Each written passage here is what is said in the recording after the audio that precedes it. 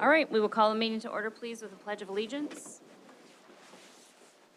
I pledge allegiance to the flag of the United States of America and to the republic for which it stands, one nation, under God, indivisible, with liberty and justice for all. Welcome, everyone, to the meeting tonight. Roll call, Mr. Lundberg. Ullum. Yes. Odie. Saxer. Yes. Scott. Yes. Bell. If there are no issues with the agenda, I would entertain a motion to approve it as presented, please. So moved. Second. There's been a first and a second. All of those in favor? Opposed? Motion passes. Thank you. Conflict of interest disclosure waiver requests, there are none tonight. That takes us to approval of the minutes. I would entertain a motion to approve the minutes from our regular meetings on November 14th and November 28th. So move. Second. There's been a first and a second. All those in favor? Opposed? Motion passes. Thank you. Community input, I don't think we have any of that tonight. So that takes us to the financial items. Bills and claims, whenever you're ready, Mr. Lundberg. Okay, starting to get into the period where a lot of the reoccurring types of bills. I just had a couple noted. Stop me if you had any questions on page 2. Down at the bottom, Brandon Valley Food Service, we're transferring the money from the credit card sales that go into the general fund during the year. We do this twice a year, that belong to the food service fund. It's just total credit card sales. As you can tell, there's a lot that runs through there. Page 5, I had noted Gil Haugen High School Edition payment number 7 for $940,000. And then just below that, we purchase, or new school year purchase of laptops, 207 units, $160,000. Page 8 is just a reminder down at the bottom, speech partners.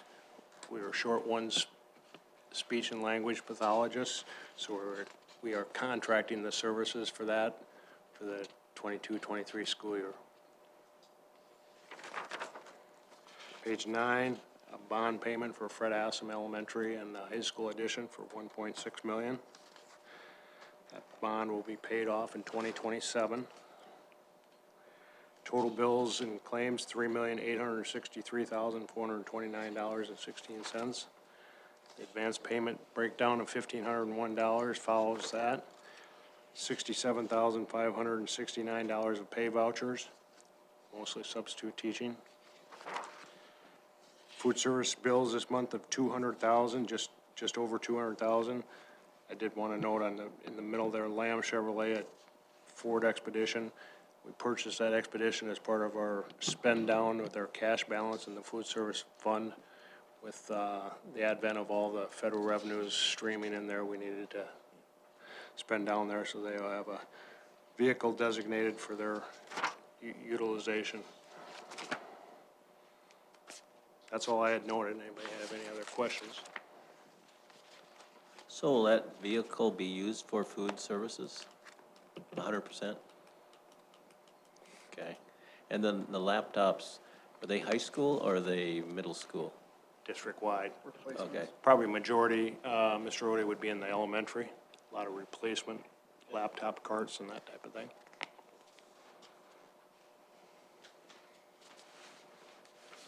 All right. I If told there, Ty that, asked him if I could take that on a hunting trip, and he said no.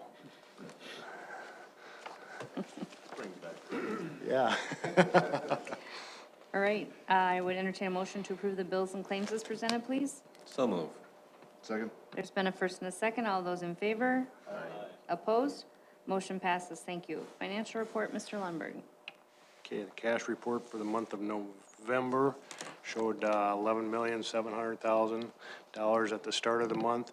Big receipt month this month with the tax draw coming in of $11,458,000. Left $23.2 million to account for. We had $5,353,000 of expenditures, so $17,849,000 at the end of November. $9.4 million is in the general fund, just under $5 million in the capital outlay fund, $1,765,000 in the special ed fund, and $1,675,000 in the bond redemption fund. That total of $11,458,000 is itemized on the next two pages. As you can see, the majority of that from the tax draw, almost $8.5 million. The investment report of $2 million and $1,000, two U.S. Treasury notes of $1 million apiece. The payroll and benefits summary for the month of November totaled just over $3 million. As I told you before, a normal payroll for the Brandon Valley School District in the 22-23 school year would be $2.5 million. This includes $500,000 for the yearly salary enhancement that you give for the staff of Brandon Valley. So that's why it's $500,000 over that. The financial reports, the first two are the revenues. Revenues are starting to get more in line with the portion of the fiscal year. December should start really honing in on the exact percentages. I don't have anything to note at this point. Expenditures, 42% of the fiscal year, 41.67%. You can see in the general fund, right at that level, trending just under 0.5% lower than it was last year right now. Like I said, I don't have any items to note in the regular funds unless somebody had any questions. The food service department, you can show the net loss, accrued loss of $35,000 at the end of November.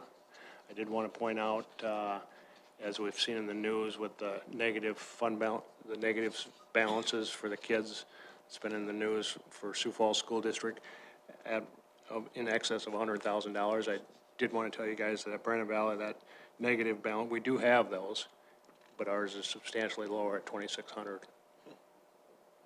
So we've been very fortunate. The advent of that credit card payment has really diminished those. Those used to run $7,000 to $8,000. Lastly is the trust and agency department, $263,000 held for others. That's all I have. Any questions tonight for Mr. Lundberg on the financial report? Hearing none, I would entertain a motion to approve that as presented, please. So moved. Second. There's been a first and a second. All those in favor? Aye. Opposed? Motion passes. Thank you. General business, our first item we have, administration reports, Administrative Center, Superintendent Larson. Madam Chair, since Mr. Lundberg brought it up, our negative account balance for child nutrition services, I would just note that we have a very defined process in the way in which we communicate to families in terms of what their account balance is, and then also what our process is when they reach a certain threshold.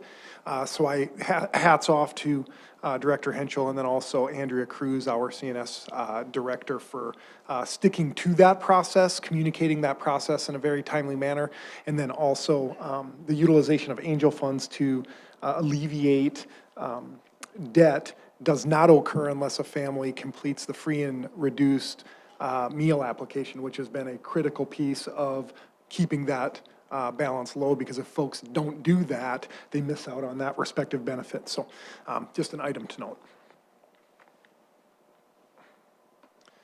A couple of items to update the board on here this evening. Just want to note the academic calendar is currently in progress. The development of next year's academic calendar is currently in progress. You'll see the draft and the presentation on January 9th, and then we'll look to adopt on January 23rd following your review and feedback.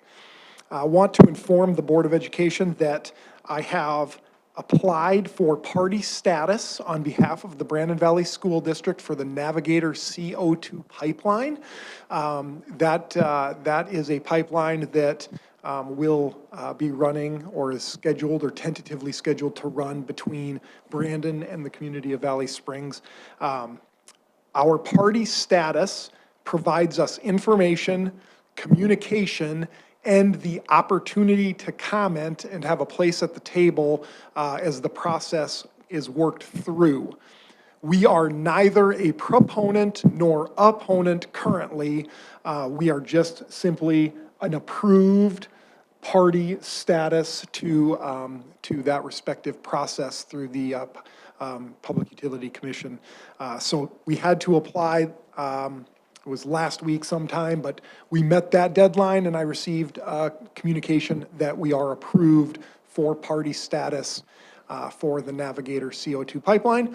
I have no doubt that additional information will be forthcoming from the state as well as throughout that process. And then throughout that process and our ability to garner information, we can formulate an opinion when and position when the time is right, per se. But currently, we're neither a proponent or an opponent. We just simply want to receive the information and the communication and have the opportunity to comment in the event that we develop a position. The legislative breakfast has been postponed to a new date of Wednesday, January 4th. So if you would, please and thank you, mark your calendar for Wednesday, January 4th, 7:30 a.m. here in the Brandon Valley High School Community Room. You will enter through door number 7, and we will have some parking spots reserved for attendees here right in front of the community room. So look forward to having everyone in attendance at the legislative breakfast on January 4th. Superintendent evaluation, just wanted to outline the timeline for that for you. So we'll be receiving the evaluation tool here later in February. Budget process is really beginning. The Brandon Valley administration completes 5-year plans, sends them to the central office. We work through that 5-year planning process as that is the initial step in our budget process. Mr. Lundberg and the business office disseminate their respective forms and documents January through March. You'll receive a presentation of our 5-year plan in February, and then in March, we'll look to approve new staffing positions as well as approve the preliminary capital outlay budget, which ultimately allows us to work in a timely manner on those large ticket items that need to be bid, and then ultimately drive whether or not we're able to do all of those or have to prioritize those depending on how those numbers come back in. In May, you'll see a preliminary budget, and then in July, we'll have our public budget hearing and potential action. In terms of this academic calendar year, we have a 2-hour early dismissal on December 21st, and we have winter break December 22nd through January 2nd, with school resuming on January 3rd. There is no school for workshop and in-service on January 16th, and then February 17th through the 20th, there is no school for President's Day break. Progress continues at the Brandon Valley High School classroom addition. No change to the schedule, no change to priorities. Our informational website remains intact. I went out to take pictures on Friday morning, and this is what it looked like, so I thought I would just include a blank white sheet of paper to provide you with an update on how the addition was looking. So no photos to include in this month's update. Do want to just very briefly comment for the sake of understanding, not only for the Board of Education, but also our parents and patrons, the general decision-making process regarding weather-related decisions. First and foremost, there's a continual evaluation of the weather forecast. I would say that the media does a nice job of about a week ahead of time providing us with an update on the upcoming snow apocalypse. So that is what really tips us off that something's coming. And then as we get closer to the event, in all seriousness, I do want to note that we engage in conversations at the district level operationally with transportation, buildings and grounds. In addition to that, we travel roads and evaluate road conditions. We also utilize the National Weather Service calls and briefings. And then in addition to that, we communicate with area administrators in terms of what they're seeing, planning, et cetera. I would note that weather-related decisions, I would classify them as an art and a science. The science comes into the meteorology, of it all. They tell us we're gonna get 3 or 4 inches, we get 8. They tell us it's not gonna ice, it ices, so that's the science of the weather-related decision, and the art is really when we communicate and when we decide to make those announcements. I know everyone likes to have the information ahead of time. However, the best information is always the closest to the event. So we balance all of that while working through weather-related decisions. I would tell you specifically this week, we are looking at a very dynamic and complex weather event. 1 degree up or down can make an impact.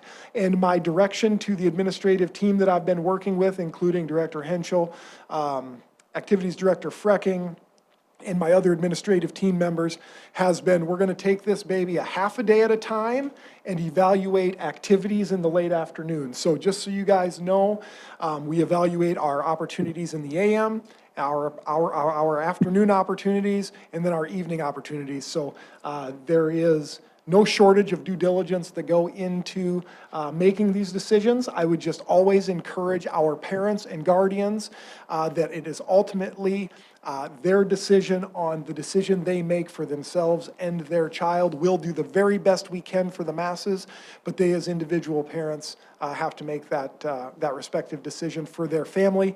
In the unlikely event that we have school and travel conditions don't permit a family to get in, please communicate with your building, and that absence is excused.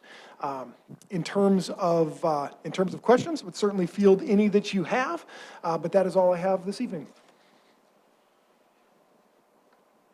More just comments, I guess, along towards weather-related science and art. More, it's appreciation. I think it's towards staff, teachers, administrators, even the community.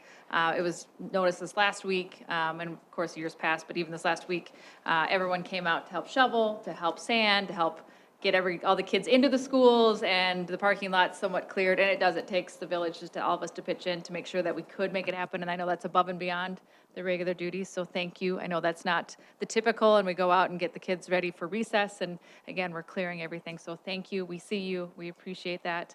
I think, for parents and guardians, it's always hard. We get as many that say we should cancel as those that say we shouldn't, and that's a hard decision, so I know there's a lot on the shoulders, and it's not just one guy making the decision. There's a lot of school districts that are all going through the same thing, and I think that's just something as a parent, I know there's others up here that, for those that say we should stay home, it's for those that, no, I need the kids to be in school because I have to go to work because they didn't call that off. So I think there's things to balance out. The big question that always comes up now that we have distance learning, teachers, staff know that that's not something we just turn on. You can't just say, oh, yep, we're going to, distance learn today. That takes a lot of time to implement. Not every home is ready and set up to turn on computers and e-learning. That's not something that's available in every house, much less there are not parents at home with everyone all the time. As easy it is maybe for high school to do that, we can't do that with the littles. So there's just things that we have to balance and understand. And I think the biggest thing that we would ask is just, again, understanding and grace. And this is not easy. The science is not the science exact. I very much appreciate, I know that I've seen Dr. Larson out at 4 a.m, driving the roads and trying to assess along with other administrators. I've also seen many cars in his parking lot and at administrative offices, at principals' offices, giving their 5 cents on what they thought the call should have been. So again, just take it with a grain of salt. I think everyone just needs to make their own decision. If it was not what you wanted, keep your kids at home. That's your decision, and it is always excused if you felt it was not the best, keep them at home. I just appreciate that's always been the rule. So that's just what I wanted to put out there. So I just, again, appreciation. That was the biggest note.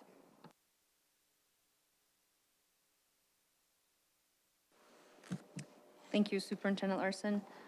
Mr. Lundberg, anything additional tonight? All right, high school, do we have anybody? I don't see any, they must be busy. Dr. Nelson or Mr. Rothenberg or anything tonight? Mr. Skibsted, Mr. Pearson? Just like work this morning, everybody's quiet. Mrs. Otime? Okay. Mr. Horst, anything? Mrs. Mutter, anything tonight? Mr. Henschel, anything? Okay. All right, board policy, does not look like we have any of that. General business, I would entertain a motion to approve items 1 and 2 as presented, please. There's been a first and a second. All of those in favor? Opposed? Motion passes. Thank you. Personnel, I would entertain a motion to approve items 1 through 10 as presented, please. So moved? Second. There's been a first and a second. All those in favor? Opposed? Motion passes. Thank you. Building permit applications, they're there for your review if you'd like to look at those. We have a number of thank yous to the Board of Education, and it looks like a lot of those center around the retired staff holiday luncheon, which I think is a big hit. So thank you for that. With that, are there any formal board reports that need to be given tonight? No, this isn't a formal report, but I had the privilege to experience two things from this district in the last month and a half. First of all, I want to thank you administrators that put a veterans program together, because I had a granddaughter in one of the schools and I attended it, and it was put together very well. So if you did it, hats off. You guys all did a great job. And also, I had the privilege to be invited to that staff retirement party. And I would say that is the ultimate best function that we can do for these retired people. It's like a class reunion. People come from 90 miles away just for this function. And it's really, to me, it seemed like it was well-received, and it was a good experience. Thank you. So real quick, I had the privilege of moderating an ASBSD regional call. The big focus was how do we have somewhat of a PR campaign about public schools and all the good that we do. We want to make sure that doesn't just bubble up at a local and regional, but really statewide. We want to make sure our legislators hear all the good that public schools have, not so much the negative. So if you have ideas, things that we can do at a local level, but also share those on up to the ASBSD. They want to start kind of a groundswell, maybe set a basis and share those. Some of the smaller districts are really having a hard time. They don't do regular things to recognize staff, but also they don't recognize community members that contribute to education. Again, I had a lot of great examples of things we do in Brandon, but we can do better, we can do more. So again, if you have ideas, that would be great of how we can recognize people in the community of how they support the Lynx Pride, Lynx Way.